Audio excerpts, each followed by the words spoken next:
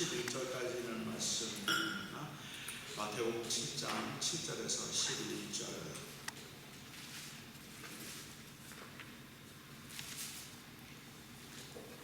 오늘의 말씀입니다. 구하라, 그리하면 너에게 주실 것이요, 찾으라, 그리하면 찾아낼 것이요, 문을 두드리라, 그리하면 너에게 열릴 것이니, 구하는 이마다 받을 것이요, 찾는 이는 찾아낼 것이요, 두드리는 이에게는 열릴 것입니다. 너희 중에 누가 아들이 떡을 달라 하는데 돌을 주며 생선을 달라 하는데 뱀을 줄 사람이 있겠느냐? 너희가 악한 자라도 좋은 것으로 자식에게 줄 알거든. 하물며 하늘에 계신 너희 아버지께서 구하는 자에게 좋은 것으로 주시지 않겠느냐? 구하라, 주실 것이요, 찾으라, 얻을 것이요, 두드리라, 그리하면 열리리라. 여러분, 이 말씀을 믿으십니까? 정말 그렇습니까? 구하면 주시나요? 저는 하나님 예수님께서 하신 약속의 말씀이기 때문에 이 말씀은 틀림없는 사실이라고 믿지만, 그렇지만 우리 현실에서 이루어지고 있는 말씀은 아닌 것 같아요. 버전이 여러 개가 있기는 하지만 그 캐나다에 있는 아주 작고 경건한 마을이 있었는데요. 그 작고 경건하고 조용했던 마을에 나이트클럽이 하나 들어왔답니다. 나이트클럽이 새로 생기고 나니까 이제 교인들이 걱정을 하기 시작했어요. 조용하던 동네가 혹시 너무 시끄러워지는 건 아닐까? 혹시 교인들이 이 잘못 탈선하는 건 아닐까? 뭐 그런 걱정이 되기 시작해서 교회에서 기도를 하기 시작했습니다. 이 마을에서 나이트클럽이 문을 닫고 나가게 해달라고 교인들이 함께 합심해서 기도를 했습니다. 그런데 기도한 지 정말 얼마 안 돼서 나이트클럽에 불이 났습니다. 그리고 완전히 다 전소가 되어버렸어요. 그 클럽이 불이 나고 난 다음에 이 클럽의 주인이 교회를 상대로 소송을 걸었습니다. 이 교인들이 기도를 해서 이 클럽이 불이 났으니까 손해배상을 교회가 해야 한다는 것이었습니다. 그리고 교회는 변호사를 선임해서 강력하게 주장했습니다. 우리가 기도해서 그런 일이 일어나는 것이 아니다. 우리가 기도했다고 이런 일이 일어나지 않는다. 그렇게 이야기를 하고, 클럽 주인은 기도해서 일어난 일이니까 이 교회가 책임을 져야 한다는 것이죠. 나중에 판사가 말하기를, 분명한 것은 나이트클럽 주인은 기도의 능력을 믿는 것 같고 교회는 기도의 능력을 믿지 않는 것 같다. 이렇게 이야기를 했다고 합니다. 우리는 하나님께서 우리가 구하면 주신다고 확신하지만, 그러나 우리의 현실에서는 구해도 되는 일들이 별로 없습니다. 그렇게 구한 대로 되는 일이 없기 때문에 그래도 경건하게 살고자 하고 하나님의 약속에 신실하심을 믿고 살고자 하는 그 하나님의 사람들로서는 약속이 잘못되었다고 생각하기보다는 오히려 약속하셨음에도 불구하고 현실적으로 이루어지지 않는 것은 우리에게 문제가 있다고 생각합니다. 그렇기 때문에 우리는 항상 왜 기도가 응답이 되지 않을까? 왜 내 기도는 하나님께서 응답해 주지 않을까? 분명히 약속하셨음에도 왜 이 일들이 이루어지지 않을까를 고민하고, 그래서 아마도 우리 주변에 보면 기도가 응답되는 비결이라든지 기도가 응답되지 않는 이유라든지 하는 그러한 책들이나 그러한 이야기들이 많이 나와 있는 것을 우리가 보고 있습니다. 그것은 하나님의 거룩하심을 믿고 있지만 현실에서는 그대로 이루어지지 않는 상황에서 우리가 어떤 문제가 있을까 하는 것을 찾아보려는 그러한 좋은 시도이기는 한데, 저는 그래서 그 기도의 응답이라든지 혹은 기도가 응답받는 비결에 관한 이야기들 자체가 때로는 이 기도라는 것 자체를 아주 오해하게 만들지 않았을까라는 생각도 하게 됩니다. 사람들이 일반적으로 기도가 응답되지 않는 이유가 뭘까를 생각해보면 여러 가지가 있겠지만, 그 중에 하나 사람들이 생각하고 있는 것은 우리의 믿음이 부족해서라고 이야기를 하죠. 우리가 믿음이 부족하기 때문에 하나님은 우리의 기도를 듣지 않으신다고 그렇게 생각을 합니다. 그러면 도대체 그 하나님께서 기대하시는 믿음이라는 것이 뭘까요? 어떤 믿음을 하나님께서는 기대하시고 어떤 믿음이 있을 때 하나님께서 우리의 기도를 들어주실까요? 저는 생후 8개월부터 소아마비 장애를 가지고 평생을 장애인으로 살았습니다. 그리고 제가 고등학교 2학년 때 주님을 영접하고 목사가 되겠다고 헌신했습니다. 목사가 되겠다고 헌신하면서 저는 하나님 앞에 하루도 빼놓지 않고 4년 동안 했던 기도가 있습니다. 하나님, 저 좋은 목사 될 테니까 제 다리 좀 고쳐주십시오. 그게 저의 기도였습니다. 4년 동안 하루도 빼놓지 않고 하나님 앞에 저는 제가 목사로서 제가 너무 약하니까 하나님이 저를 좀 강하게 해주시면 그러면 제가 하나님 잘 섬길 테니까 제 다리 좀 고쳐달라는 기도를 저는 4년 동안 했는데 4년의 기도 끝에 하나님께서 저의 기도에 응답을 해 주셨습니다. 미국에 와서 대학교 2학년 때 집회에 참석을 했다가 그곳에서 주님께서 저에게 그 집회를 통해서 깨달음을 허락해 주셨는데 그날 아주 작은 한 30명쯤 모인 모임이었어요. 그리고 목사님들이 한 5명쯤 미국 목사님들이 그 교인들에게 신유의 그 집회를 하면서 안수기도를 할 때였습니다.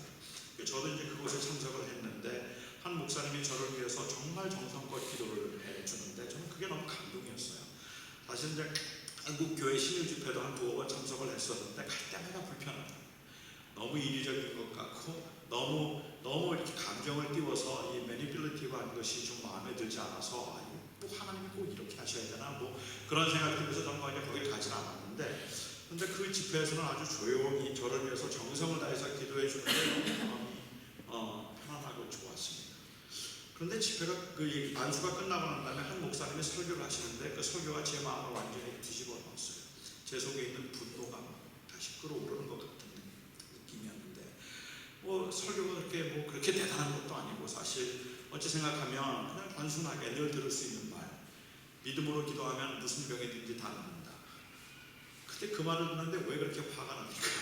믿음으로 기도하면 무슨 병이든지 다 낫는다고 그러면 내가 4년 동안 하나님 앞에 기도했는데 내 병이 낫지 않는 이유는 도대체 뭘까? 하나님께서 기대하시는 믿음은 도대체 어떤 믿음이길래 4년을 기도해도 하나님이 응답하지 않으실까? 이런 것들이 막 마음이 묶이기 시작해서 좀 힘이 들어서 제가 설교가 끝나고 예배 마침에 목사님을 찾아갔습니다. 그 목사님에게 정말 믿음으로 기도하면 무슨 병이든지 다 낫습니까? 라고 물었더니 그 목사님 말씀이 믿음으로 기도하면 무슨 병이든지 다 낫는다는 거예요. 그래서 저는 바울 이야기하고 싶습니다. 바울에게 육체의 가시가 있었잖아요. 그런데 그가 기도했지만 하나님이 들어주셨나요? 안 들어주셨잖아요. 우리는 그 육체의 가시가 뭔지는 정확하게 몰라요. 아마도 육체의 질병이었을 거라고 생각하는데 뭐 바울의 경우는 눈이 거의 보이지 않을 정도로 심한 안질을 앓고 있었고 간질도 있었다는 주장하는 사람들도 있고 그리고 등이 많이 굽었기 때문에 걷는 게 불편했다는 사람도 있고 굉장히 많아요. 그거 아니더라도 사실 그렇잖아요. 40에 하나 감한 40대 맞으면 죽는다고 생각해서 죽기 일보 직전까지 때렸던 매를 5번 맞았다고 한번 생각해 보십시오. 온몸은 골병이 들었을 겁니다. 그러니까 그는 뭐 다 아팠을 텐데 특별히 그를 괴롭히는 무엇이 있어서 그게 육체의 가시라고 그는 불렀고 그것을 좀 거두어 달라고 하나님 앞에 간절하게 기도했는데 그 병이 낫지 않았잖아요. 그러니까 제가 그 이야기를 하려고 했더니 목사님이 먼저 그 말씀을 하시더라고요. 바울에게 육체의 가시가 있었지. 그리고 그 육체의 가시를 거두어 달라고 기도했는데 하나님께서 그 기도를 들어주시고 그 병 고쳐주셨을까? 안 고쳐주셨습니다. 목사님이 고쳐주셨다는 거예요. 목사님 안 고쳐주셨습니다. 고쳐주셨다는 거예요. 그리고는 그분은 말씀하시기를 그가 그렇게 괴로워서 하나님 앞에 기도할 때 주님께서 그에게 응답을 주시기를 내 받은 계시가 너무 크기 때문에 너로 하여금 교만하지 않도록 하기 위해서 내 몸에 육체의 가시를 두셨다는 하나님의 음성을 들었다는 겁니다. 그렇게 하나님께서 그를 약하게 하신 이유를 깨닫고 난 다음에 그가 또 기도했을까? 또 기도했을까요? 안 했죠. 그러면 그 병 나았지. 이제 육체의 가시는 더 이상 병이 아니라 그것은 하나님께서 그를 사용하시는 수단인 거지. 그리고 그렇게 말씀을 하시고 이거는 그래서 그 육체의 가시는 결국 바울에게는 은사가 되었다. 하나님을 섬기도록 하기 위한 하나의 수단이기 때문에 그것을 깨닫고 나면 그것은 은사이지 고통을 주는 병이 아니다 라고 말씀을 하세요. 그날 제 병이 나왔어요. 4년 동안 했던 기도를 그날 멈추었습니다. 물론 이해가 안 되는 부분도 있기는 하죠. 바울은 받은 계시가 너무 커서 교만하지 않도록 하기 위해서 그렇게 육체의 가시를 주셨는데 저는 계시도 받은 게 없거든요. 그런데 왜 이렇게 육체의 가시를 주셨을까 생각해보면 가장 그냥 그럴듯해 보이는 이유는 제 외모예요. 이 외모로는 목사 안 하고 연예인 한다고 그럴까봐 하나님께서 주셨구나 생각하니까 그것도 이해가 되기는 해요. 우리가 그런데 믿음이라고 하는 것이 하나님의 신실하심과 하나님의 선하심을 의지하는 것이라고 생각하는 것이 아니라, 우리가 생각하는 믿음은, 우리가 믿음이 부족하다고 말할 때 믿음은 하나님이 반드시 들어주실 것이라는 사실에 대한 확신을 갖지 않고 의심을 하는 것, 그게 믿음이 없는 거라고 일반적으로 생각을 합니다. 반드시 된다고 생각해야 되는데 될까라고 생각을 하거나 안 되면 어떻게 하지? 라는 그러한 걱정을 하거나 혹시 그런 마음을 품으면 그게 바로 믿음이 없는 거라고 사람들은 생각을 하기 때문에, 이 믿음이 부족하다고 얘기할 때 믿음이라는 말의 반대말은 의심이에요. 의심하지 않고 구해야 되는데 의심하면 하나님이 들어주시지 않는다고 생각을 하죠. 그렇게 의심하면 하나님이 들어주시지 않는다고 생각하게끔 만드는데 어쩌면 결정적인 영향을 준 말씀이 있다면 야고보서 1장 6절 말씀이 아닐까라고 생각합니다. 야고보서 1장 6절에 말씀하시길 너희는 조금도 의심하지 말라. 의심하는 자는 마치 바람에 밀려 요동하는 물결 같으니 두 마음을 품은 자라서 이런 사람은 무엇이든 주께 구한 것을 얻을 줄로 생각하지 말라라고 말씀하셨어요. 그래서 이 말씀 때문에 사람들은 생각하기를 우리가 구할 때 조금도 의심하지 말라. 의심하는 자는 두 마음을 품은 자이기 때문에 하나님께서 그 기도를 응답해 주지 않는다고 사람들은 생각을 하는 것 같습니다. 하지만 제가 보기에는 그 말씀에 대한 심각한 오해입니다. 고난 가운데 있는 사람들에게 야고보 사도가 조금도 의심하지 말고 구하라고 이야기를 할 때 여기에 구하라고 하는 것은 도대체 무엇이었는가 이미 벌써 정해져 있어요. 너희가 고난 가운데 있으면서 5절에 보면 지혜가 부족하거든. 그 지혜를 구하고 후히 주시고 꾸짖지 아니하신 하나님께 지혜를 구하라. 어제도 제가 잠깐 말씀드렸지만 이 야고보서를 보면서 6절 한 절만 딱 떼어서 그렇게 보면 조금도 의심하지 말라는 말씀이 내가 원하는 것들을 반드시 될 것이라는 사실에 조금도 의심하면 안 된다.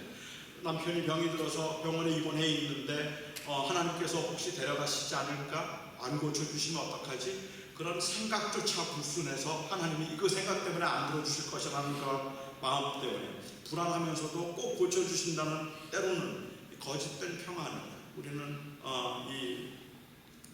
그것으로 우리가 위안을 삼으려고 하는 경우도 종종 있는 것 같아요. 하지만 고난 가운데 있는 사람들에게 너희는 조금도 의심하지 말라고 말씀하신 건 구하는 것을 반드시 주실 것이라고 믿으라고 말씀하고 계시는 것이 아니라 지혜를 구하라고 말합니다. 고난 가운데 있을 때. 그런데 지혜를 구할 때 조금도 의심하지 말아야 하는 것이 있습니다.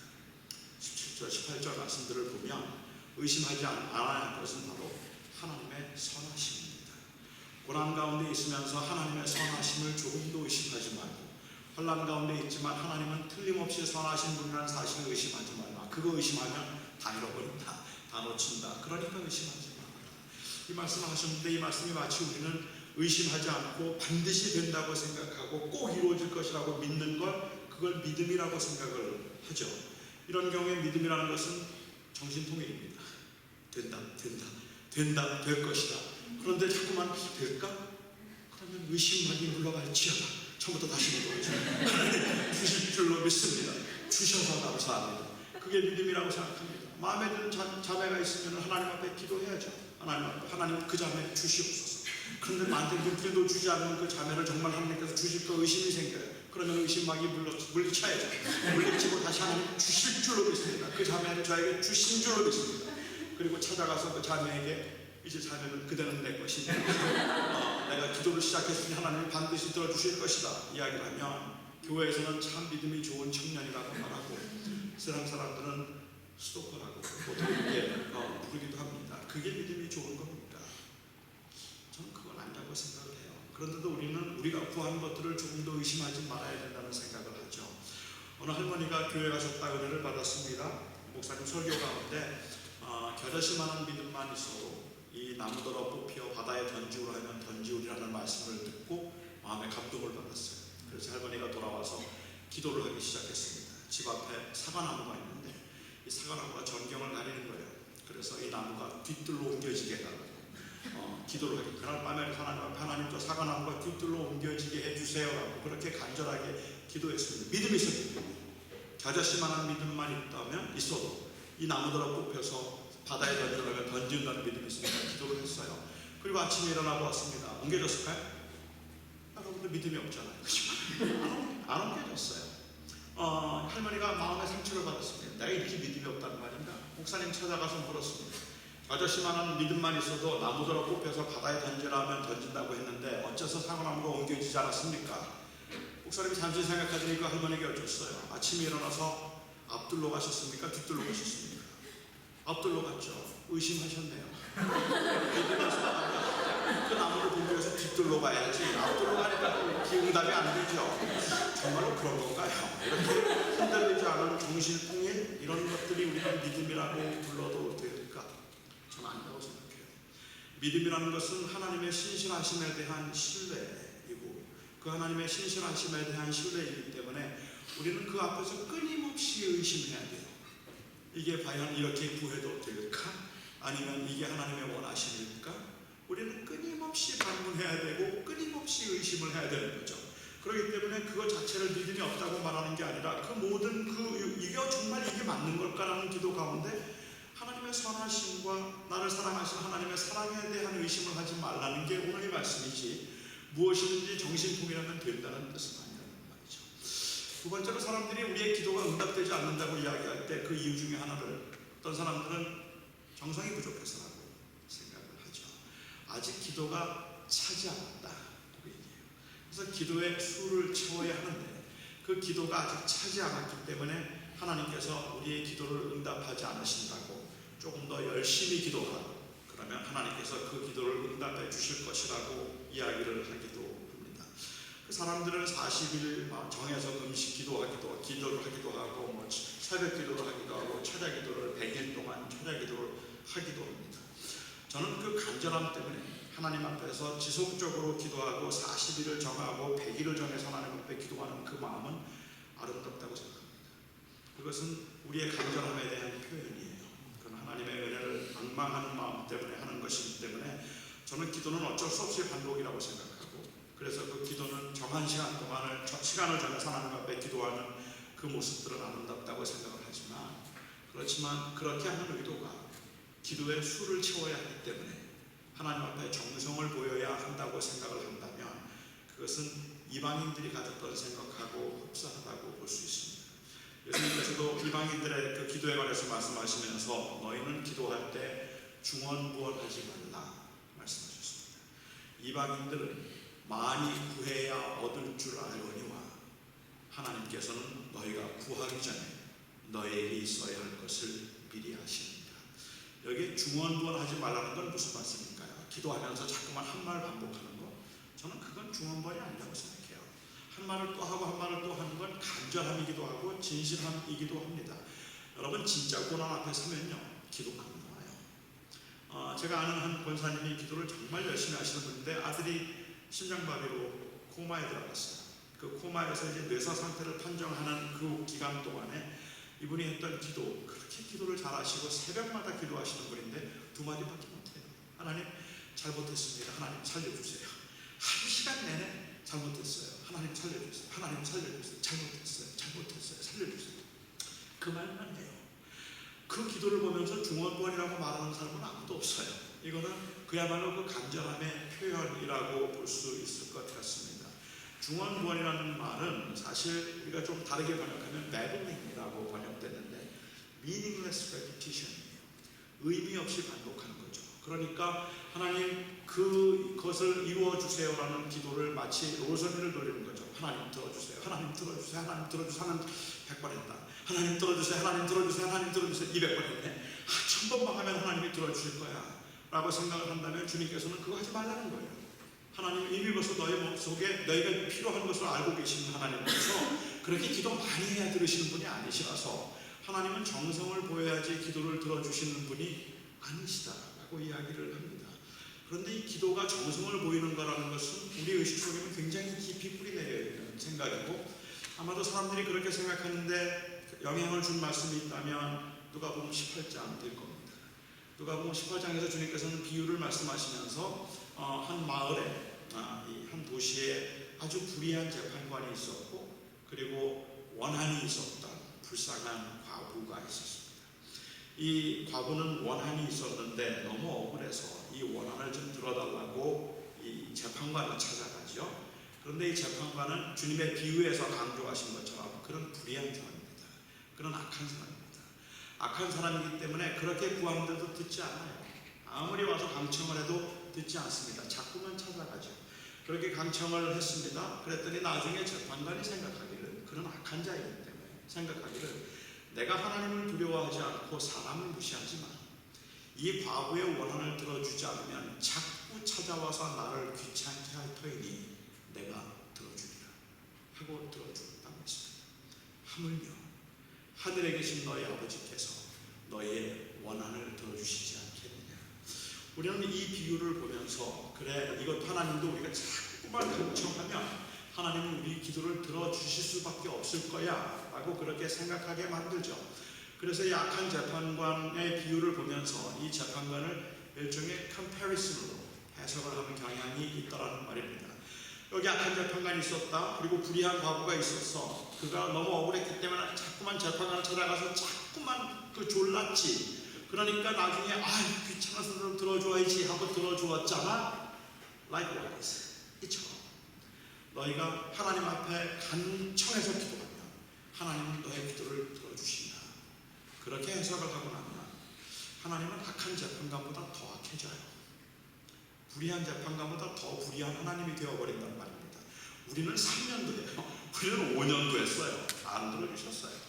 그러는 그 하나님이 그렇게 정말로 강청해서 기도하면 하나님께서 들어주시나? 때를 써서 기도하면 들어주시나? 사람의 필요에 상관이 없이 누가 더 많이 기도하는 걸 보시고 그 많이 기도하는 사람의 기도를 들어주시는 하나님이시라면 여러분 그 하나님이 의로운 하나님이라고 생각을 하시겠습니까? 각자의 필요나 그 원함에 상관없이 너 몇 번 기도했니? 라고 물어보시고 기도하지 않았기 때문에 도와주지 않으시고 기도의 수가 차지 않았기 때문에 하나님께서는 우리를 도우실 수 없는 하나님이었다면 어떤가 말입니다.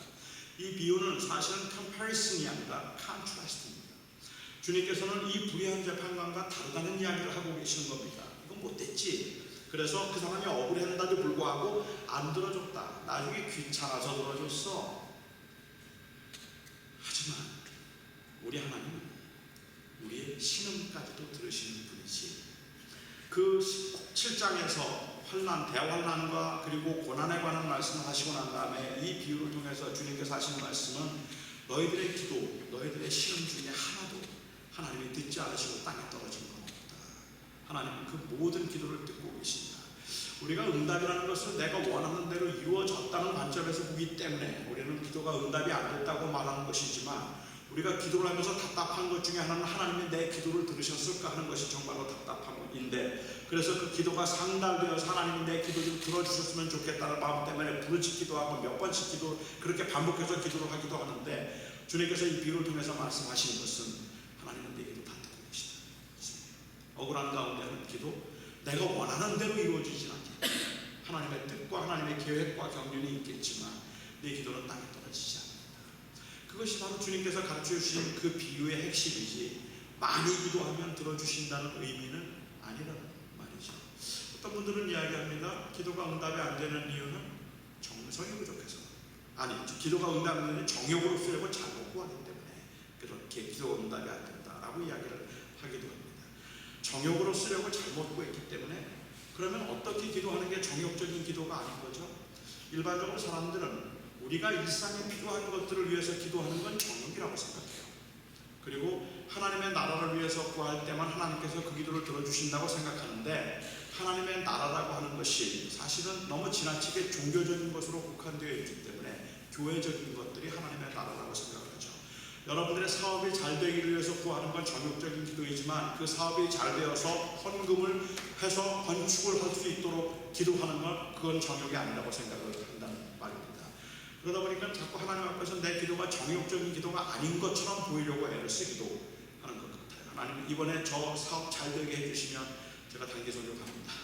아니면 이번에 해주시면 제가 교회 건축할 수 있도록, 제가 좋은 일을 많이 할 수 있도록 하나님 사업 좀 번창시켜 주시고 우리 아이들 좋은 대학 가게 해주세요. 기도를 하기도 합니다. 우리가 일상에 필요한 것들을 위해서 구하는 기도는 정욕적인 기도가 아닙니다. 사실 정욕적인 기도가 무엇인가에 대해서는 이 야고보서 3장, 4장에서 이 말씀하실 때 그 3장과 연결시켜서 좀 봐야 될 필요가 있을 것 같아요. 그 당시에 그 교회는 분쟁이 있었던 교회입니다. 특별히 선생들 때문에, 독선적인 사람들 때문에 교회가 깨졌어요. 그리고 교회 안에 분쟁이 아주 굉장히 심했던 그러한 교회였는데, 그 분쟁 가운데 있는 교회가 화목하지 않고 있는 모습을 보면서 야고보 사도가 말하기를 너희가 얻지 못하면 구하지 아니하기 때문이고 구하여도 얻지 못하는 것은 정욕으로 쓰려고 잘못 구하기 때문이다. 다시 말하면 교회가 분쟁이 생겼는데 이 문제를 어떻게 해결하면 좋을까? 그 해결하기 위해서 너희는 기도하지 않는다. 기도했는데요. 그렇지만 그 기도가 너무 전욕적인 기도였잖아. 다시 말하면 그 기도를 통해서 반대파를 물리쳐 주기를 위해서 기도하고, 그리고 상대방이 다 사라져 주기를 위해서 기도하는 그러한 모습들이 바로 정욕적인 기도라고 이야기하는 거죠. 그래서 3장에서 말씀하시기를 정욕적인 기도, 위로부터 난 지혜는 관용과 너그러움, 그리고 양선, 선한 것을 생각하지만 아래로부터 난 악한 지혜는 오히려 분쟁을 생각하고 분리를 생각하고 깨어질 것을 생각합니다. 사람들은 사실은 기도를 하는데 그 기도의 내용들이 다분히 정욕적인 경우들이 굉장히 많다는 말이죠. 제가 아는 집사님이 계신데요. 그 집사님이 저한테 그래요. 자기네 교회는 좀 힘들고 어려울 때 목사님이 산기도 간다 할 때가 제일 무섭대요. 아니, 목사님이 산기도 가는데 좋지 왜 그래요? 아니요, 산기도만 갔다 오면 이상해져요. 그래서 산기도가 무섭다. 제가 짐작해 보니까 그런 뜻일 것 같다. 목사님이 교회 분쟁이 생기면 애석하게도 그런 일은 없겠지만 장로파와 목사파가 있다고 생각해보죠. 예를 들면 그러니까 기도를 하러 갑니다. 그런데 그 기도를 하러 가서 그 기도의 내용이 온통 하나님, 저 장로파를 좀 물리쳐 주세요. 내 목회를 괴롭히고 나를 힘들게 만들고 있는 저 악한 자들과 저 원수들을 모두 다 거두어 주세요. 그 기도예요. 하나님, 저를 도와주셔서 이 문제가 해결되게 해주시고 우리 남편 좀 회개하게 해주세요. 우리 아내 좀 돌아오게 해주세요. 그리고는 그런 기도를 온통 합니다. 기도를 하다 보면 확신이 생겨요. 걱정하지 말아라, 두려워하지 마라. 내가 너와 함께 하듯이 그 사람들 다 내가 해결해 주리라. 그런 약속을 가지고 이제는 자신 있게 내려오는 거죠. 그렇게 왔더니 안변이 있어요. 안변에 있어서 이 장로들이 오히려 더 괴롭히고 더 악하게 만드는 거예요. 그러면 마음에 상처가 되죠. 하나님도 못 바꾸시는 저런 인간들을 내가 어떻게 상종할 수 있을까라는 생각 때문에 마음이 더 굳어지는 겁니다. 야고보 사도는 그게 정욕적인 기도라고 말하는 거예요. 정말로 기도를 할 때는 하나님 앞에서 자복하는 심정하고 내가 하나님 앞에 범죄했습니다 라고 기도를 하고 자기를 돌아봐야 되는데, 자기는 돌아보지 않고 주변에 있는 사람들 다 변하게 해달라고, 저 사람 변하게 해주시고 우리 아이들 변하게 해주시고 우리 남편도 변하고 우리 아내도 변하고, 나는 멀쩡해, 나는 괜찮으니까 하나님 다 바꿔주세요 라고 그렇게 기도하는 기도를 정욕적인 기도이고 독선자들의 기도이고 자기만 옳다고 생각하는 자들의 기도라서 그런 기도는 하나님이 응답하지 않으신다. 그 말씀을 하고 계시는 거죠. 일상에 필요한 것들을 구하는 건 정욕이 아닙니다. 그거는 우리가 언제나 우리 애라통 가운데 구할 수 있는 것들이라고 저는 생각을 해요. 또 어떤 분들은 이야기합니다. 기도가 응답되지 않는 이유는 하나님의 뜻대로 기도하지 않기 때문이다. 너무 맞는 말이죠. 우리의 문제는 하나님의 뜻이 뭔지 모른다는 거예요. 그러니까 뭘 기도해야 될지를 잘 모르겠다는 건데, 그런데 하나님의 뜻대로 기도한다는 말의 의미도 정말로 하나님의 뜻에 순종하겠다는 그러한 그 마음의 고백이라면 괜찮은데, 하나님의 뜻대로 한다는 그 기도가 때로는 마치 하나님 앞에 내 기도가 응답되도록 하기 위한 일종의 의처럼 보이는 경우들도 있는 것 같아요. 가끔 이제 기도를 열심히 하시는 분들이 새벽에 나와서 기도를 하시면서 제가 잘 이해하지 못하는 기도의 내용들이 그런 겁니다. 1시간 동안 울면서 기도해요. 우리 가족들을 건강하게 지켜주시고 교회가 잘 되게 해주시고 우리 민족을 위해서, 나라를 위해서, 자녀들을 위해서, 부모님을 위해서, 공동체를 위해서 간절히 기도해요. 그렇게 기도하고 난 다음에 그 기도 끝에 그러나 아버지 내 뜻대로 마옵시고 아버지의 뜻대로 하옵소서라고 기도한단 말이에요. 그럼 이제 의문이 생기죠. 뭐하라 그렇게 1시간씩 기도를 그냥 시작할 때부터 뜻대로 하세요. 이렇게 하면 뭐 10초도 안 걸린 기도를 내가 원하는 거 다 하고 난 다음에 아버지의 뜻대로 없어서, 이 모든 기도 끝에 그러나 내가 원함이 아니라 하나님이 원하시기 이루어지길 원합니다라는 그 고백이라면 너무 아름답죠. 그런데 때로는 이 기도가 암호처럼 보여진다는 겁니다. 사람들은 그 기도 때문에 더 실망해요. 하나님, 내가 뜻대로 하시옵소서라고까지 기도했는데도 안 들어주세요. 내가 뭐라고 이랬어요? 하나님, 아버지의 뜻대로 하시옵소서라고까지 했으면 그러면 좀 들어주셔야지. 그렇게 기도했는데도 결국은 안 들어주시다니 하고 마음의 상처가 훨씬 더 크게 받더라는 말이에요. 순종하려는 의지가 아니라 사실은 그 순종하려는 의지를 아닌 어쩌면 그 기도를 통해서 하나님 앞에 잘 보이겠다는 그런 마음이 강해지면 그 기도를 했기 때문에 마음이 더 상해요. 더 섭섭하고 더 언짢아지는 경우들도 있더라는 말입니다. 하나님의 뜻을 우리가 알 수 없습니다. 기도에도 하나님의 뜻을 알지는 못합니다. 우리는 그 과거에 미래에 일어날 모든 일들은 다 하나님께 속했는데 그것들은 기도한다고 알게 되는 게 아닌 것 같아요. 저에게 기도를 많은 청년들이 부탁을 하지만 그래도 제가 그 하나님의 뜻을 기도 끝에 알게 될 것이라고 기대하는 청년은 별로 없는 것 같아요. 그래서 저한테 제가 한국으로 가는 게 좋을지 미국에 남는 게 좋을지 목사님 기도 좀 해주세요 라고 부탁을 한 청년들 중에 지금까지 아무도 일주일쯤 뭐 찾아와서 뭐라 그러시던가요? 물은 사람은 아무도 없었어요. 그냥 기도만 좀 해달라고 부탁을 하고 제가 그걸 알 거라 생각을 하지 않는 것 같아요. 그거는 우리 모두의 마음속에 어떤 미래에 일어날 일들을 미리 알고 싶다는, 알아야 한다는 그러한 생각보다 답답하긴 하지만 그것보다는 하나님의 뜻을 따라 살고 싶다는 그러한 마음이 더 크기 때문일 거라고 생각합니다. 그러니까 사람들은 기도가 응답되지 않는데 왜 하나님은 약속하시는데 약속이 이루어지지 않을까? 우리 믿음이 부족했을 거야. 우리의 정성이 부족했을 거야. 우리가 정욕적으로 기도했기 때문일 거야. 아니면 하나님의 뜻대로 구하지 않았기 때문일 거야. 여러 가지 많은 이야기들을 하고 있는데 뭐 한편으로 생각하면 일면 의미가 있을지도 모르겠다는 생각이 들지만 이건 기도에 대한 오해다라고 저는 생각을 합니다. 하나님은 항상 응답하셨는데 항상 들어주셨는데 우리는 듣지 않고 계시다고 생각하고 있는 문제에서부터 비롯된 거라고 생각을 하죠. 주님께서는 무엇이든지 구하라고 말씀하시고 난 다음에 재미있는 비유를 말씀하셨습니다. 자식이 떡을 달라 하는데 돌을 줄 아비가 없으며 자식이 생선을 달라고 하는데 뱀을 줄 아비가 있겠느냐라고 말씀을 하셨죠. 옛날 팔레스틴 지방에서는 떡하고 돌이 비슷하게 생겼다 그래요. 둘 다 둥글틱하고 다 둥글고 그리고 둘 다 딱딱하고 그래서 어린아이들은 이게 돌인지 떡인지 구분이 안 되는 경우들이 있습니다. 어른들은 쉽게 볼 수 있지만 그래서 배고픈 아이가 떡을 달라고 아버지에게 이야기를 하면 아버지는 당연히 떡을 주죠. 그렇죠? 당연히 떡을 주죠. 하지만 이 비유에 내포되어 있는 의미는 만약에 자식이 돌을 달라고 하면 어떻습니까? 돌을 달라고 하면 떡을 줄까요? 돌을 줄까요? 떡을 달라고 하면 떡을 주실 텐데 돌을 달라고 하면 떡을 주실까요? 돌을 주실까요? 당연히 떡을 주시겠죠. 구한다고 주시진 않을 거 아닙니까? 그러니까 당연히 떡을 주시죠.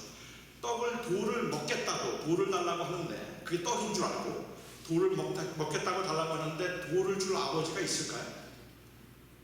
있어요. 저 같으면 아버지. 저는 자식이 돌을 달라고 하면 저는 돌을 주었어요. 그거는 자식들에 대한 미안함 때문이기도 해요. 저는 제가 이제 저희 딸하고 우리 아들 좀 생각해 보면 학교에 있을 때 딸이 생겼는데 저희 딸하고의 추억은 정말 많아요. 매일 목욕도 시켜줬고 책도 읽어주고 기도도 해주고 학교에 있을 때는 제가 그런 일들을 많이 했는데 그리고 이제 목회를 시작하고 한 2년 있다가 저희 아들을 낳았거든요. 그런데 목회할 때 그때 개척교회를 하면서는 너무 바빴기 때문에 우리 아들하고 시간을 보낸 기억이 없어요.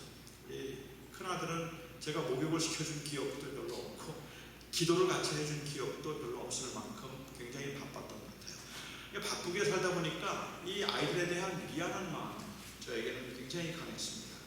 저는 그 아이들에게 절대로 좋은 아버지가 아니었어요. 그런데 그 아이들에게 좋은 아버지는 아니지만 좋은 아버지처럼 보이고 싶었고 좋은 아버지라는 말을 듣고 싶었습니다. 그렇기 때문에 아이들 5살, 6살, 7살 되었을 때 어쩌다가 그 아이들 데리고 그로스리 샤팅을 가거나 그러면 우리 아이들이 얘기하죠. 우리 아들이 특히 아빠 아이스크림 먹고 싶다. 그러면 저는 눈이 번쩍 띄어요. 아이스크림? 그럼 내가 사줘야지. 그리고는 아이스크림 그 섹션에 가서 뭐든지 원하는 대로 골라봐. 내가 다 사줄게. 왜? 미안해서요. 저는 그 아이가 저를 좋은 아버지라고 생각해 주기를 바라는 마음이 있기 때문에 뭐든지 고르라고 하죠. 아이가 막 이것저것 고릅니다. 저 다 사줍니다. 돈이 없어도 사줍니다. 빚을 내서라도 저는 사줘요. 아빠 빵? 그럼 사줘야지. 그리고 또 빵을 사줘요. 그러면서 아이들이 오면서 하는 얘기가 있습니다. 아빠 정말 최고야.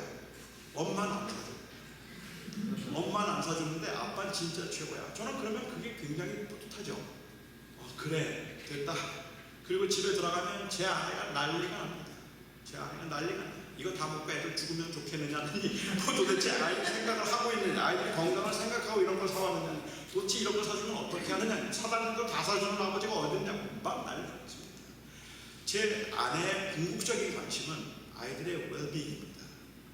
그리고 저의 관심은 아이들의 웰빙보다는 저의 레퓨테이션입니다.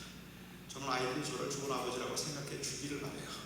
그런 마음 때문에 좋은 아버지가 아니더라도 좋은 아버지라고 부르고 싶어서 해주는 대로 다 떡을 달라고 하면 떡을 주고 돌을 달라고 하면 또 돌을 줍니다.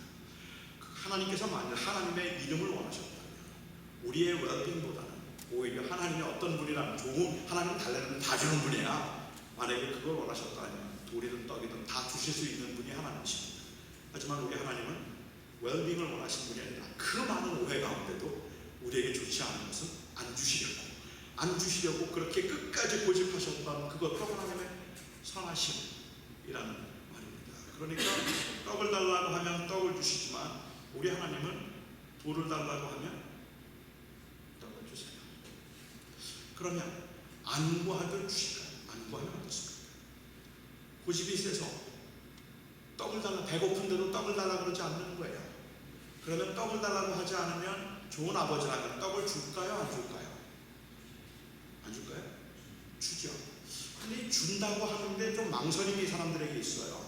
그 사람들에게 망설임이 있는 이유 중에 하나가 있다면 이게 기도이기 때문에 하나님 앞에 구해야 주신다고 생각을 하고 있는 우리의 생각에서 생각해 볼 때는 돌을 달라고 하면 떡을 주시지만 안 구하면 안 주실 거라서 우리가 구할 때 주실 것이다 라고 생각을 하는 경우들이 있는 것 같습니다. 하지만 제가 믿기는 하나님께서는 우리가 구하지 않아도 떡을 주신다고 생각합니다.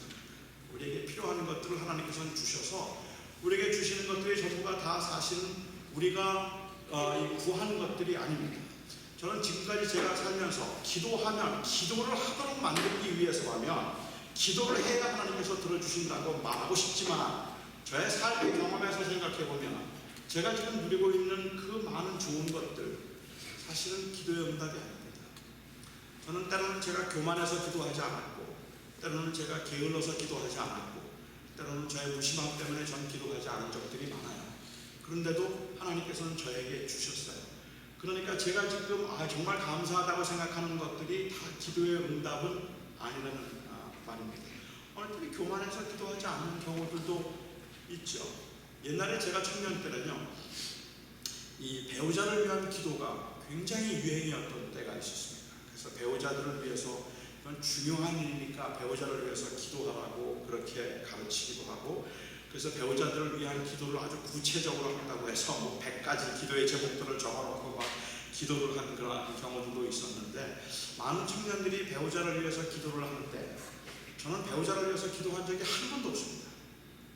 저희 교만함 때문에 한 번도 저는 배우자를 위해서 기도하지 않았어요. 너무 많은 자매들이 저를 좋아했고 제가 그냥 그 자매들에게 너 하면 네 그랬거든요.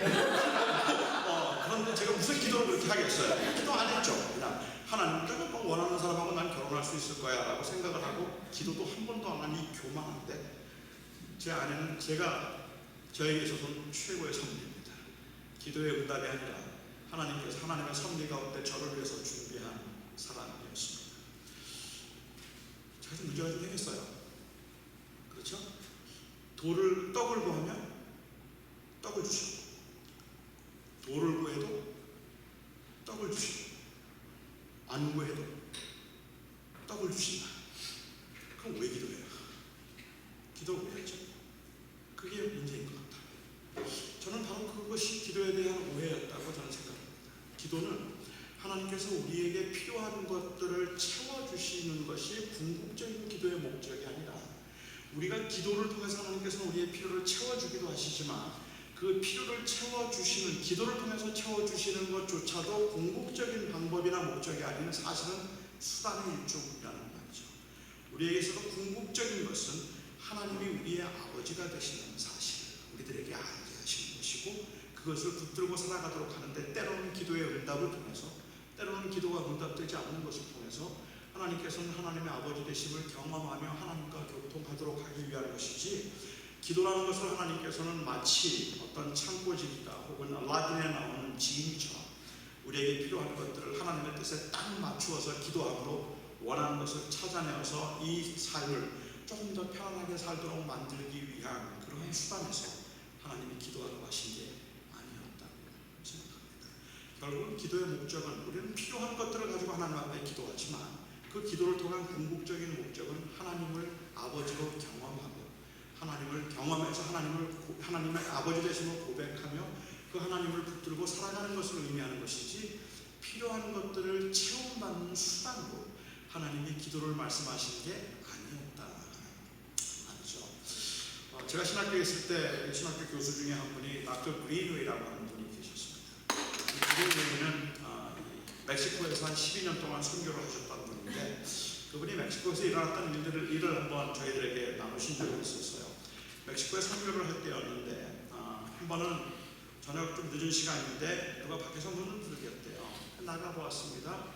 그랬더니 한 10살쯤 되어 보이는 여자아이가 그 문 앞에 서 있었어요. 너무 꾀죄죄하고 더럽고, 그리고 아주 두려움에 가득 찬 모습으로 그 문 앞에 서 있는데 너무 불쌍했습니다.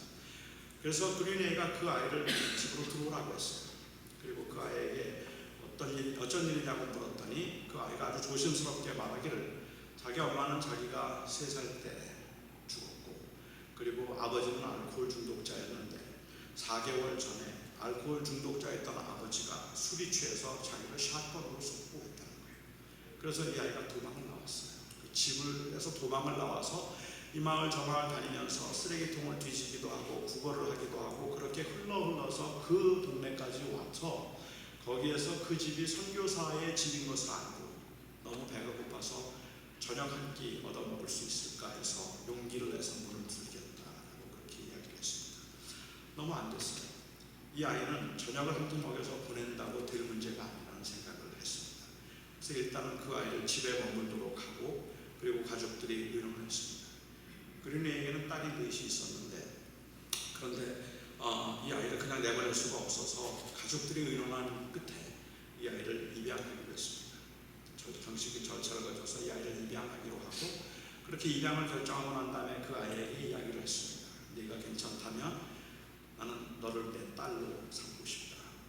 그래서 이제부터 너는 이 집에 살면서 내가 원하는 건 뭐든지 먹어도 괜찮다고, 나는 이제 내 아버지가 될 테니까 네가 필요한 것들은 뭐든지 나한테 구해라. Ask me anything, it will be given to you. 뭐든지 구해. 왜냐하면 내가 내 아버지야 라고 이야기했고, 이 아이는 고맙다고 했습니다. 그리고 절차를 거쳐서 그 아이를 이제 입양을 하게 되는데, 입양을 해서 이 아이를 그 집에 살게 됐지만 이 여자아이는 한 번도 그린웨이에게 무엇을 달라고 말하지 않았습니다. 무엇을 구하지 않았습니다. 여러분은 아무것도 구하지 않는 이 아이의 심정을 이해하실 수 있습니다. 이 아이는 어쩌면 눈치를 보고 있는 것인지도 몰라요.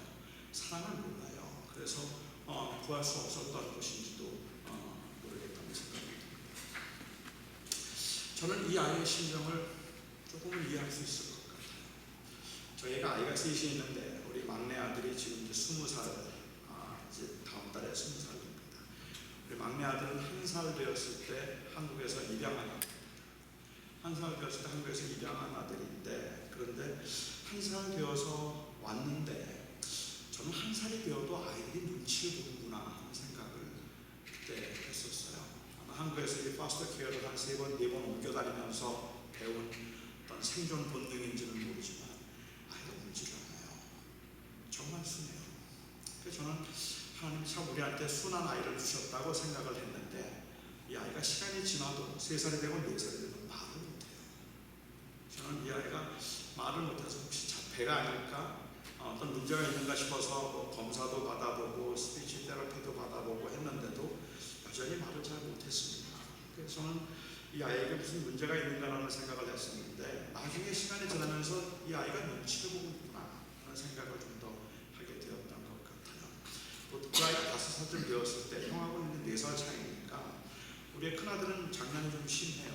그러니까는 우리 막내 아들이 장난감을 가지고 놀고 있으면 그 장난감을 뺏어갑니다. 그걸 뺏어가서 그냥 가져가면서 이제 자꾸 뛰어나가면 보통 집안이라면, 보통 집에서는 그러면 그날 난리가 나야 합니다. 동생은 울고 저를 쳐다봐서 저 형이 내 거 뺏어갔다고 형 것 좀 뺏어달라고 야단을 쳐야 하잖아요. 그런데 우리 막내 아들은 자기 형이 장난감을 뺏어가면 그냥 쳐다보고 그리고 자기 방에 들어가서 문 닫고 혼자 울어요. 한 번도 저한테 그걸 뺏어달라고 말을 하거나 형을 야단 쳐달라고 말한 적이 없었습니다. 한 번도 그런 적이 없었죠. 한 5년, 6년 전에 저희 딸이 결혼식을 했는데 결혼식을 하면서 결혼 준비 때문에 동부에서 결혼식을 했기 때문에 제 아내는 먼저 오고 저는 이제 캘리포니아에 있으면서 우리 아들하고 결혼식 전날 오기로 그렇게 계획을 세웠습니다. 그런데 저희가 LA에서 이제 결혼식 때문에 떠나기 이틀 전에 전화가 왔어요. 저희 아들한테. 그러더니 학교에서 운동을 하다가 다리를 다쳤다는 거예요. 근데 갑자기 짜증이 나요. 아니 지금 큰일이 앞에 있고 여행을 해야 되는데 그런데 다리 다치면 어떡해? 짜증이 나는데 많이 아파? 그랬더니 조금 아프대요. 그래서 제가 교육이 너무 바쁘니까 나는 지금 갈 수 없고 우리 그 집사님 한 분이 그 집 근처에서 한의원을 하시는데 내가 전화를 드려놓을 테니까 그 집사님이 집에 오셔서 침 놔주실 거야. 침 한번 맞자. 침 맞으면 괜찮을 거다 했습니다. 제 아들은 그러겠다고 했습니다. 집사님께 부탁을 드려서 집사님이 저녁 때 오셔서 침을 놔주고 가셨어요. 집사님께 여쭤봤더니 다리가 좀 붓기는 했는데 다음날 침을 한 번 더 맞아봐야 되겠다. 그래서 그러면 다음날 침 한 번만 더 맞자고 하고 제 아들에게 이야기했습니다. 아프지만 조금만 참아라. 다음날 침 한 번 더 맞고 괜찮을 거야. 그러면 비행기 타자. 그랬더니 제 아들이 괜찮다고 그러겠다고 해요. 그리고 저는 방에 들어갔죠. 아침에 새벽 기도로 가기 위해서 4시에 일어나서 나오는데 그런데 아이 방에 불이 켜져 있어요. 제가 들어가 봤더니 이 아이가 밤새도록 울었어요. 눈이 퉁퉁 부었더라고요. 너무 아파서 밤새도록 울었어요. 제가 그냥 많이 아파 그랬더니 괜찮대요. 아프대요. 조금 아프지만 괜찮다고 그래요. 그래서 제가 제 아들에게 오늘 침 한 번 더 맞으면 괜찮을 거야 라고 이야기를 하고 저는 교회에 나왔습니다. 교회 일이 많다 보니까 이런저런 일을 하면서 그렇게 그냥 저는 못 들어가고 있는데 마음이 너무 불편한 거예요. 너무 마음이 불편해서 오전에 제가 아들에게 연락을 하고 데리고 이멀전시로 들어갔습니다. 의사 선생님이 보더니 많이 아팠을 텐데 어떻게 참았느냐고 그래요. 다리에 뼈가 2개가 부러졌어요. 뼈가 2개가 부러져서 굉장히 통증이 심했을 거라고 그렇게 이야기를 해요. 제 마음이 너무 미안한 거예요. 이 아들이 그렇게 아파했는데도 저는 교회일 때문에 바쁘다고 돌보지도 못했네 뭐 그런 생각을 하고 있었는데 이렇게 기부스를 하고 차를 탔는데 차에 타자마자 제 아들이 저한테 그래요. Daddy, I am so sorry and I truly thank you. 아빠 너무 미안하고 너무 고마워. 근데 그 말을 듣는데 뭐에 얻어맞은 것 같아요. 그래서 제가 화를 냈어요. 소리를 질렀어요. 제 아들한테 이놈아 그럴 때는 고맙다 그러는 거 아니야. 그럴 땐 아빠가 뭐 그래 라고 말하는 거야. 아까 들었지? 다리 부러졌대잖아. 그런데 침만 맞으면 된다고? 교회가 더 중요해? 내가 더 중요해? 그렇게 말하는 거야. 원래 그렇게 말해야지. 미안해가 뭐야? 고맙다는 말이 도대체 뭐야? 그 말이 저에게 충격처럼 들렸던 이유가 있다면 이 아이들이 아직도 나를 아버지라고 생각하지 않나? 아직도 이 아이는 내가 좀 불편한가? 왜 눈치를 보지? 그런 생각 때문에 제 마음이 너무 무거웠던 것 같아요. 그래서 제가 제 아들한테 그럴 때는 그런 게 아니라고 막 제가 야단을 쳤어요. 그런데 우리 아들은 여전히 그냥 저한테 너무 미안한 마음만 가지고 있는 거죠. 이번에 제가 이제 캘리포니아에 지난주에 갔다가 우리 이제 아들하고 같이 만나서 이야기도 했는데 저희 아들이 그래요. 자기 엄마한테 좀 얘기를 했나 봐요. 지금 캘리포니아에서 이제 혼자 학교를 다니는 게 너무 힘드니까 제가 살고 있는 켄터키로 와서 학교를 다니고 싶었던 것 같아요. 그래서 켄터키로 오고 싶다는 그런 마음을 이제 얘기를 했다 그래서 제가 그러면 켄터키로 학교를 올래? 서리는 게 느껴져요. 제가 넌 켄터키 오고 싶었어? 이렇게 물었습니다. 그랬더니 제 아들이 자기 켄터키에 가고 싶었다 그래요. 그런데 왜 안 왔어? 왜 그럼 같이 이사할 때도 그렇고 그러면 그때 같이 가지 그랬더니 그 아이가 하는 말이 아빠한테 짐 될까 봐. 이 아이는 저한테 학비가 짐이 되는 게 불편해서 내셔널 가이드에 저도 모르게 들어가서 거기에서 학자금을 보조를 받고 있었고, 그리고 지금도 저한테 그렇게 짐이 되는 게 너무 미안하다는 생각을 하는 거예요. 그 말을 듣는데 또 마음이 아픈 거예요. 미안하게 이놈아 뭐가 미안해. 내가 네 아버지인데 미안한 게 어딨어. 힘들면 뭐든지 얘기하고 그리고 어려울 때는 말해야지. 그게 뭐가 미안한 거야. 그런데 여전히 저희 아들은 눈치를 보고 있다는 생각을 했다는 말이죠. 한 번은 그린이가 서재에 앉아 있는데 이 아이가 문을 들기 전에 들어왔습니다. 여자아이가 들어오더니 책상 옆에 섰어요. 툭 돌아앉으면서 물었습니다. 왜 그래? 뭐 해줄까? 무슨 일이냐? 아니, what can I do for you? 이 여자아이가 아주 조용히 그리고 아주 떨리는 소리로 이야기합니다. 아빠, I need a shoelace. 아빠, 신발끈이 하나 필요한데. 근데 그 말을 듣는 순간에 그린이는 돌아앉아서 울었다고 그렇게 고백을 해요. 얘가 나보고 아빠다 그랬어. 자기가 필요한 걸 얘가 지금 나보고 달라고 그랬어. 그게 너무 좋아서 이 아이가 자기를 아빠라고 생각해 준다는 게 너무 고마워서 그냥 돌아앉아서 울었다고 그렇게 이야기했습니다. 저는 그게 기도라고 생각해요. 주님께서 우리들에게 말씀하신 의도는 Ask me anything, seek, you will find. 뭐든지 구하라. 그리고 두드리라. 그러면 그 문이 열릴 거야. 이거는 마치 주님이 알라딘의 지니를 소개해 주시고, 자, 하나님은 이런 하나님이니까 뭐든지 네가 필요한 거 있다면 이렇게 구하든지 저렇게 하든지 다 주실 거야. 이런 이야기를 하고 계시는 것이 아니라 오히려 하나님께서는 하나님이 내 아버지가 되신다. 그러니까는 그 하나님 앞에 무엇이든지 구해 괜찮아 라고 말하고 계시는 겁니다. 우리의 삶이 너무 힘들어서 혼자 감당하기는 너무 버거워서 하나님 앞에 하나님 기도하면서 우리는 하나님의 도우심으로 내가 좀 더 편안하게 살고 싶은 마음이 있기는 하지만, 그럼에도 궁극적으로 우리가 원하는 것이 있다면 하나님 정말로 저와 함께 하시지요 하는 그 고백입니다. 하나님이 정말로 저를 지켜주시고 그리고 저의 아버지가 되시는 것 맞죠? 이것을 확인하고 싶은 겁니다. 그러니까 기도를 통해서 그래, 내가 네 아버지야, 내가 너와 함께 합니다. 뭐든지 나한테 기도해, 뭐든지 구해. 그게 하나님께서 우리들에게 기도를 원하고 계시는 기도의 의도인데, 우리는 하나님을 아버지로 경험하는 것보다는 여전히 어색하고 여전히 생소하고 여전히 우리는 아버지라고 부르지만 여전히 익숙하지 않은 분이라서 어떻게 좀 잘 좀 보여서 뭘 좀 원하는 걸 좀 얻어낼 수 있지 않을까라는 그러한 막연한 생각으로만 우리는 기도를 하고 있지, 사실은 그래서 우리는 기도를 하면서 때를 쓸 수도 있는 것도, 우리가 기도를 하면서 하나님 앞에 하나님이 이러시면 안 돼요 라고 그렇게 말할 수 있는 것도 하나님이 아버지시기 때문에, 그 하나님이 나의 가장 좋은 것을 원하신다는 하나님의 선하심에 대한 그 믿음이 있기 때문에 주님께서 말씀하신 거죠.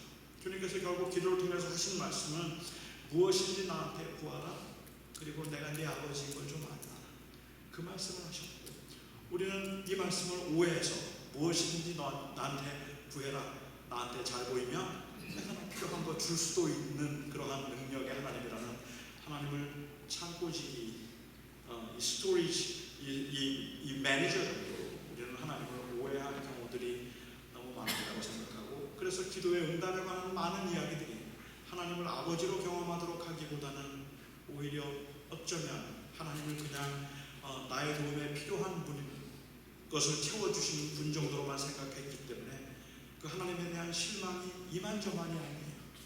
기도를 했던 많은 분들이 가지고 있는 그 하나님에 대한 실망, 무슨 거짓말쟁이가 아무리 기도해도 들어주지도 않으시는 분, 내가 그렇게 기도했는데도 응답되지 않는 것, 그뿐만 아니라 구하면 주신다는 것을 공식처럼 이야기를 하고 그렇게 듣다 보면 우리들은 그게 이성적으로 이해가 안 되는 거예요. 삶의 현장에서는 그런 기도가 응답된 적이 없는데 그렇게 구하고 답답하니까 기도하지만, 속상 아무것도 기대할 것이 없으니까 기도하기는 하지만, 그럼에도 불구하고 그 기도를 통해서 사실 하나님을 정말 나를 지키시는 아버지로 그렇게 경험한 적이 별로 없기 때문에 그런 건 아닐까 생각을 하게 됩니다. 저희 아이들이 좀 컸을 때 어쩌다 제가 이제 아이들 데리고 이 토이저러스라는 장난감 가게를 가요. 그 토이저러스를 가면 그때 이제 아버지 허세를 좀 부리고 싶잖아요. 그러니까 제가 가면서 그럽니다. 야, 오늘 너 갖고 싶은 거 뭐든지 골라. 내가 사줄게. 그러면 제 아들이 차차 그럼 뭐든지 네가 원하는 거 내가 사준다. 그러면 저희 큰아들은요, 그 토이저러스에 들어가자마자 뛰기 시작합니다. 그냥 막 그 큰 데를 다 뛰어다니다가 하나 가지고 와요. 크다는 거 하나 가지고 와서 How about this day? 제가 그걸 보면 너무 비싸요. 너무 비싸. 딴 거 좀 찾아봐. 아이가 투덜거리죠. 아빠는 뭐든지 사준다고 말해놓고서는 뭐 또 이것도 안 사주는 애니 뭐 비싸다면 어떡하냐니 막 그래요. 뭐든지 다 사준다 그랬잖아. 알아. 근데 이거 너무 비싸. 내가 못 사는 게 무슨 돈이냐. 너 알잖아. 그러니까 빨리 딴 거 갖고 와면 제 아들이 그냥 터덕터덕 또 막 뛰기 시작해. 한참을 뛰다가 뭐 하나 가져와요. What about this day? That's too dangerous. 너무 위험한 것 같은데. 또 투덜대죠. 빨리 딴 거 찾아요. 나중에 조그만 거 하나 갖고 와요. 그러면서 저한테 얘기해요. 이게 진짜 자기가 갖고 싶은 거예요. 이거는 진짜 자기가 갖고 싶은 거였기 때문에 다른 건 몰라도 이거는 꼭 사줘야 된다고 저한테 이제 플리딩을 하는 거예요. 제가 보니까 비싸지도 않아요. 그거 좋겠다. 사주면 나오면서 너무 좋아서 You are the best dad I've ever had. 내가 제일 좋았다는 어쩌더라고 좋아서 신이 나서 나오는 모습을 보게 됩니다. 우리 아들의 경우는 그때 제가 그런 생각을 했었거든요. 만일 어떤 돈 많은 아저씨가 제 아들을 데리고 가면서 너 뭐 원하니? 내가 오늘 다 사줄게 라고 이야기를 했다면 7살 된 아들이라도 제 아들은 안 뛰었을 것 같아요. 아마도 머릿속으로 쭈삣쭈삣하면서 생각을 많이 했을 거예요. 이 아저씨가 왜 이러지? 부터 생각을 해서 뭘 달라고 하면 괜찮을까? 그리고 머릿속으로 한참 생각을 해서 이런 거는 구해도 되지 않을까? 라는 계산을 하고 그리고 조심스럽게 아저씨 이거 사주세요 라고 말했는데 그 아저씨가 그거 너무 비싸. 그러면 제 아들은 상처받습니다. 왜요? 아버지가 아니에요. 우리가 기도한 끝에 기도의 응답이 내가 원하는 대로 이루어지지 않아도 우리가 크게 상처가 되지 않는 이유가 있다면, 그런데도 우리는 계속 기도할 수 있는 이유가 있다면 하나님의 아버지이잖아요. 그냥 마음씨 좋은 아저씨가 아니라 아버지이기 때문에 우리는 뭐든지 구하고 기도할 수 있는 거죠. 우리가 필요한 것들, 이것들을 우리가 이런 건 구해도 될까? 물론 우리는 조심스럽게 해야 되지만 C.S. 루이스가 말한 것처럼 Prayer is to pray what we want to pray, not what we ought to pray. 우리가 해야 될 기도를 하는 것이 아니라 하고 싶은 걸 말하는 거예요. 주님께서는 때로는 그건 아니지 라고 말씀하시고 때로는 그건 좋지 라고 말씀하시든 어떻게 말씀하시면 그것을 통해서 하나님은 관계를 회복하시고 뜨고 관계를 확인하시기 때문에 우리가 구할 수 있는 거라고 저는 생각을 합니다. 제가 한번 어느 집에 갔는데 한 부인이 저에게 한 자매가 상담을 요청했어요. 이 얘기하면서 남편이 교통사고로 다리 2개가 절단이 됐어요. 둘을 다 잘랐어요. 그런데 6살 되고 7살 된 딸이 2이 있는데 이 딸 둘은 식사할 때마다 그리고 가족들이 같이 기도할 때마다 빼놓지 않고 하는 기도가 있대요. 아버지 다리 좀 나오게 해주세요. 기도를 했대요. 그런데 이 엄마는 다리가 나오지 않을 걸 알잖아요.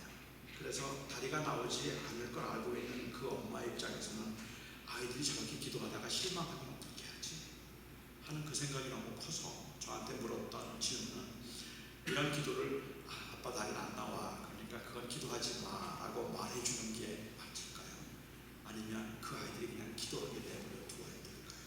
하고 그렇게 물었어요. 저는 아직도 답은 정확한가는 잘 모르겠지만 그냥 제 생각을 말씀드리자면 그냥 그 말씀드렸던 제 생각은 저는 그냥 기도를 하게 해주면 좋겠다.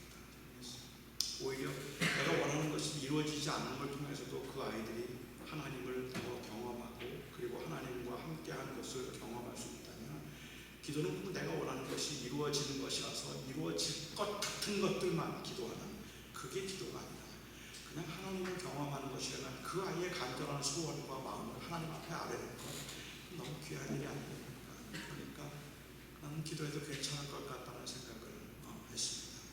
우리가 당하는 그런 어려움 가운데서 그 시대 시련 가운데 아니면은 우리를 두렵게 만드는 현실 앞에서 당연히 우리는 기도해야 합니다. 근데 너무 많은 분들은 기도 끝에 너무 상처가 많아요. 하나님은 내 기도를 안 들어주셨거든. 내 원함을 들어주지 않으셨기 때문에 오히려 사람들은 그래서 기도를 안 해요. 기도 안 하는 게 상처 안 받는 제일 좋은 길이라고 생각을 하기 때문에 그런 것 같아요. 아무리 해도 안 되는데. 근데 저는 아니 하나님은 기도하라고 말씀하실 때 하나님이 원하셨다는 건 그게 아닌 것 같다. 하나님이 원하셨던 것은 관계예요. 교제예요. 뭐든지 갖고 와. 내가 네 아버지야. 뭐든지 뭐 하나님 때로는 아니지 라고 말씀하시고 때로는 하나님께서 기다려봐 라고 말씀하시고 어떻게 하시든 간에 하나님이 원하셨던 것은 그것을 어떻게 받아내는가 하는 방법이 아니라 내가 네 아버지다. 그것을 말씀해 주고 싶었다는 거라고 저는 생각합니다. 그래서 기도는 소중한 일이 그렇죠. 성도 여러분, 하나님 앞에 기도하며 살아간다는 말은 원함을 이루기 위한 수단이 아니라 사실은 하나님을 경험하며 살아가는 삶입니다. 그래서 여러분들이 조심스럽게 들어주셔야 할 것만 구하는 게 아니라 무엇인지 구하되 그렇게 구할 때 하나님을 놓치지 않았으면 좋겠다.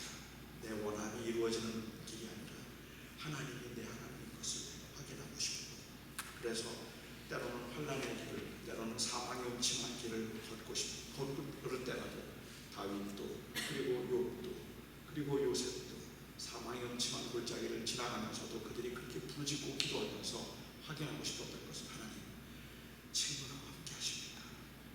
하나님 지금도 거기 계십니까? 그걸 확인하고 싶었던 거죠. 그래서 여호와께서 나의 목자가 되셔서 나의 걸음을 인도하신다면 내가 사망의 음침한 골짜기를 다닐지라도 그 해를 두려워하지 않을 거다라는 고백을 할 수 있다고 생각합니다. 기도하겠습니다. 잠깐 기도하는 시간을 좀 가졌으면 좋겠어요. 여러분들의 기도 생활은 어떠십니까? 우리가 기도에 관한 많은 이야기들이 결국은 어떻게 하면 내 원함을 이룰 수 있을까 하는데 초점이 맞추어져 있어서 내 삶을 주관하시는 하나님, 모든 것을 다스리시고 내 인생의 주인 되시는 하나님, 그 하나님이 내 아버지십니다. 나는 그 하나님 앞에서 내 인생을 살아갑니다. 그 하나님을 인정하고 하나님과 동행하려는 그런 간절한 마음보다 그냥 나 혼자 외롭게 버겁게 이 힘든 세상을 살아가면서 누군가 조금만 도와줘도 내가 이렇게 힘들진 않을 것 같아서 그냥 하나님 조금만 좀 도와주세요 라는 그런 심정으로 혹시 우리가 기도를 했다는 것은 아닌지, 우리가 하나님한테 무엇이든지 기도할 수 있는 이유가 바로 하나님이 내 하나님이시라서 아프면 아프다 말하고 힘들면 힘들다 말하고 속상하면 속상하다 말하고 하나님께 실망했으면 실망했다고 말할 수 있는 그 하나님으로 경험하는 것보다 그런 말조차도 두려울 만큼이나 내가 너무 버겁고 힘든 인생을 살면서 그냥 하나님 조금만 도와주면 될 것 같은데 어떻게 하면 내가 조금 이 도움을 좀 받을 수 있을까 하는 그러한 그 안타까움과 처절함으로 우리가 기도를 이해했고 그렇게 기도를 하면서 우리는 위로보다는 사실은 회의와 그리고 실망을 경험했던 때가 더 많았는지도 모르겠다 생각합니다. 오늘 이 아침에는 그냥 여러분들이 하고 싶은 대로 한번 기도해 보셔도 좋을 것 같다. 하나님, 아니 그냥 아버지라고 부르기만 해도 좋을 것 같아요. 아버지, 정말 힘듭니다. 정말 아픕니다. 왜 내 기도를 안 들어주세요? 저는 하나님은 그 기도도 듣고 싶어 하신다고 생각합니다. 아버지이기 때문에 아버지한테 한번 아버지를 부르며 우리가 기도하는 시간을 잠깐 가졌으면 좋겠습니다. 함께 한 목소리로 하나님 앞에 나아갑니다. 기도하겠습니다.